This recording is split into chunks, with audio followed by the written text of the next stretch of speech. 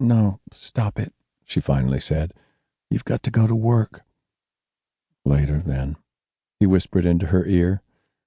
"Promises, promises," was her sleepy reply as she pulled the heavy blankets back over her shoulder as he drew away, turned, and put his feet on the still icy floor.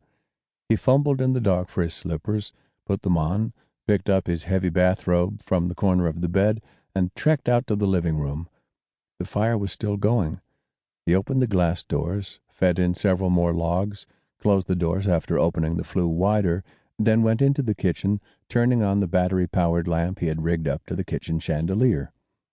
For southern Missouri in December, it was damn cold, well below freezing outside, frost glistening on the deck railings and on the cover of the hot tub, which they had shut down and drained 3 weeks earlier when the problems had started. Always efficient and thinking ahead, Darla had set out the night before a 2-pound can of coffee and an old-fashioned percolator that had been stored in what they called their prepper stash down in the basement.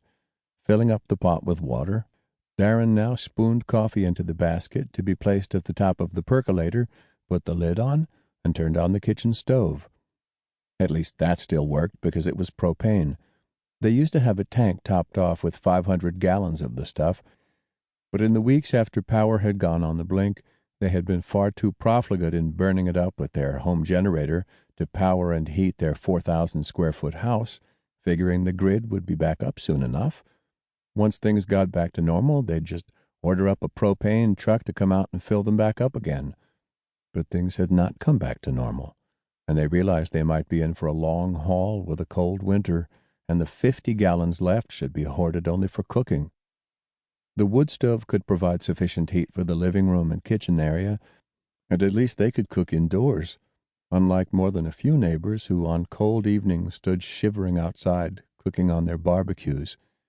In the last few days, Darla had even passed out 9 buckets of freeze-dried food from their emergency supply to neighbors who were coming up short, each bucket with enough food to keep a family of 4 going for a month. They had always factored in a thought regarding their neighbors and friends in a time of crisis. That was just part of their nature. But they could only give out a few more 1-month buckets of food before having to think about their own long-term needs. Surely, though, they both hoped the damage to the power grid and overall infrastructure of the region from the solar storm of 3 weeks past would be repaired and life would soon return to some semblance of normalcy.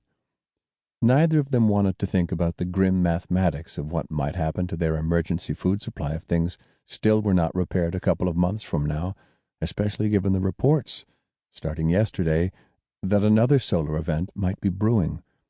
The water in the coffee pot heated up, and there was the first hissing pop as it began percolating. Darren loved the sound of it. It reminded him of his grandmother's home, a small farmstead, as if from another age, up in the back hills of the Ozarks.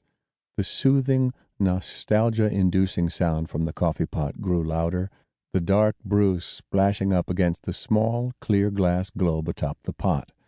When he spent weekends at his grandparents' house, Darren always got the job of watching the pot until the coffee was jet black, and they would then let him have a few warming sips, heavily laced with fresh cream from their cow tethered in the barn. The advent of the Mr. Coffee machines and then the little K-cups had, in nearly all homes, resulted in relegating a percolator coffee pot to the basement or the trash pile. Buying one for use in an emergency had been one of many smart moves that were now paying off. And besides, he loved the sound of it. And somehow, maybe it was just psychosomatic, the coffee did seem to taste better. He went back into the living room, taking in the vista offered by the 2-story-high glass windows of their home.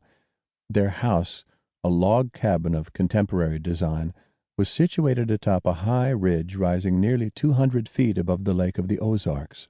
It faced southeast, and at this time of year provided a perfect viewing point for the sunrise, which was beginning to unfold, the deeper indigos giving way to scarlet, and brilliant shades of pink. Darla shuffled out, bundled up in her oversized, rather funny-looking camouflage-patterned bathrobe with matching slippers, a Christmas present from him last year, went into the kitchen, pulled down